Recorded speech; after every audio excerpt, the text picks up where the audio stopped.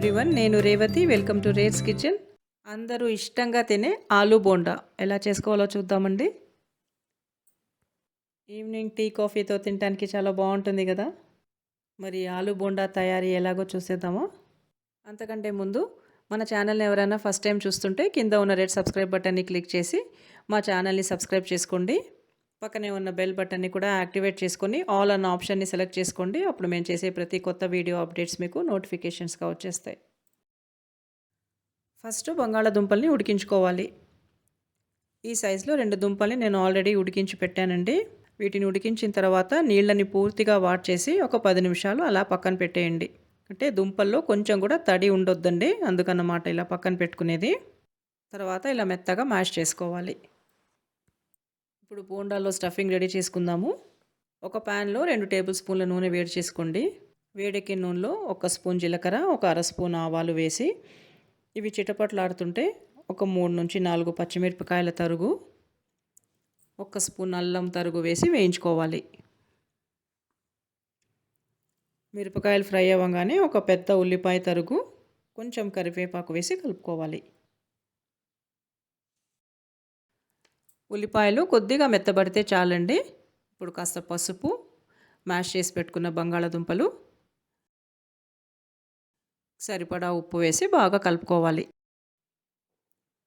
ఉల్లిపాయలు బంగాళాదుంపలను అంతా బాగా మిక్స్ చేసుకొని ఒక అర స్పూన్ ధనియాల పొడి, ఒక పావు స్పూన్ వరకు కారం కొంచెమే వేస్తున్నానండి. పచ్చిమిరపకాయలు కూడా వేసుకున్నాం కదా. ఒకవేళ కారపొడి వద్దనుకుంటే స్కిప్ చేసేయండి. సన్నని మంట మీద బాగా కలుపుకోవాలి. ఇప్పుడు ఒక అరచెక్క నిమ్మరసం పిండి స్టవ్ ఆఫ్ చేసేసుకోవాలి. ఆలూ బోండాకి స్టఫింగ్ రెడీ. ఇది పూర్తిగా చల్లారాలండి. ఈలోగా పిండి కలుపుకుందాము.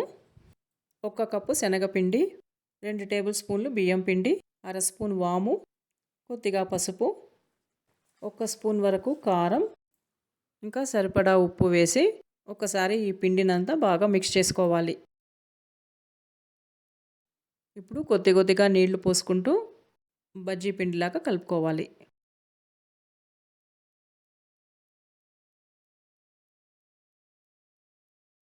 లాస్ట్లో ఒక పావు స్పూన్ బేకింగ్ సోడా వేసి బాగా మిక్స్ చేసుకోవాలి. చూడండి, పిండి ఈ కన్సిస్టెన్సీలో ఉండాలి. మరీ తిక్కుగా కాకుండా అలాగని పలచబడకుండా ఈ రకంగా కలుపుకోవాలి. బోండాలోకి స్టఫింగ్ చల్లారాక ఇలా బాల్స్ చేసుకోవాలి.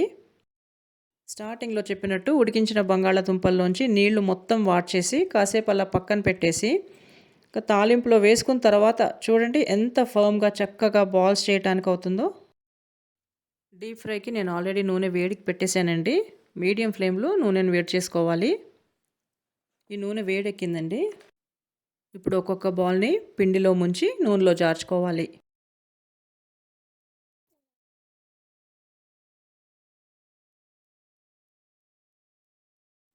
మీడియం ఫ్లేమ్లో ఫ్రై చేసుకోవాలి. ఇలా గోల్డెన్ బ్రౌన్ కలర్ రాగానే నూనెలోంచి తీసేసుకోవచ్చు. ఆలూ బోండా రెడీ. మీకు ఇష్టమైన చట్నీ లేదా సాస్తో సర్వ్ చేయండి.